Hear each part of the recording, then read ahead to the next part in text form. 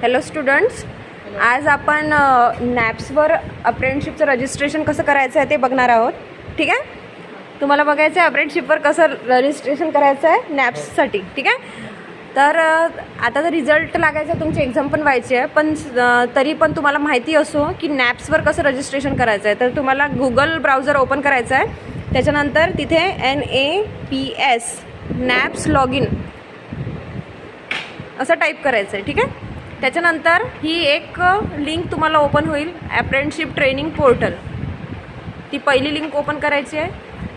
असं एक इंटरफेस तुमचा, हा एक पेज तुमच्याकडे असा ओपन झालेला दिसतं आहे. हे नॅप्सची वेबसाईट आहे. ठीक आहे, तर इथे बघा अप्रेंटिसशिप मेळा आणि लॉग इन रजिस्टर. तुमच्यासाठी इम्पॉर्टंट आहे लॉग इन आणि रजिस्टर. हे क्लिक करायचं आहे, याच्यामध्ये कॅन्डिडेटवर जायचं आहे. आता बघा, जर तुम्हाला सुरुवातीला तुमचं ऑलरेडी रजिस्ट्रेशन नाही आहे तर तुम्हाला करायचं आहे, तर काय करावं लागेल तुम्हाला? ऑब्व्हियसली काय करावं लागेल? Register candidate. तर त्याच्यामध्ये जर ITR स्टुडंट असेल तुम्ही, तर तुम्ही ITRवर सिलेक्ट करायचं आहे. पण हे कधी जेव्हा तुमची रोल नंबर वगैरे येईल, तुमचा रिझल्ट वगैरे लागेल तेव्हा. ठीक आहे, त्याच्यानंतर इथे रोल नंबर टाकून फाईंड डिटेल्स करायचं आहे. म्हणजे ॲटोमॅटिकली जसं आपण UID टाकलं आपलं आधार कार्ड, भरपूरदा आपण KYC करतो ना, डायरेक्ट डिटेल्स येतात, त्या पद्धतीने इथं ITRच्या स्टुडंटचे डिटेल्स येईल.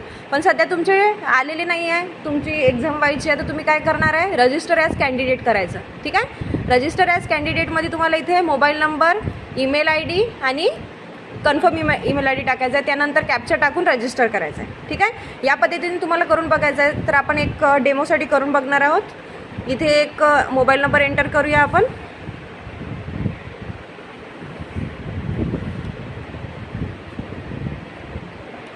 त्यानंतर ईमेल ID सुद्धा तिथे एंटर करून बघूया आपण.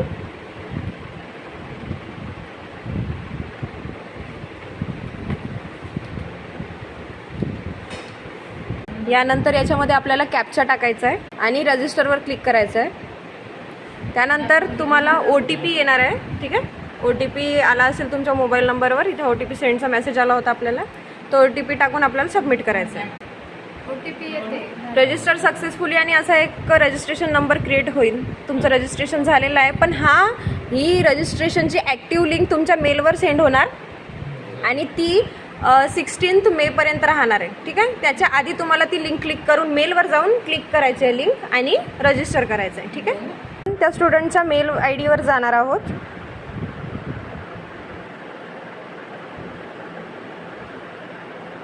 तोपर्यंत मेल नाही आला तर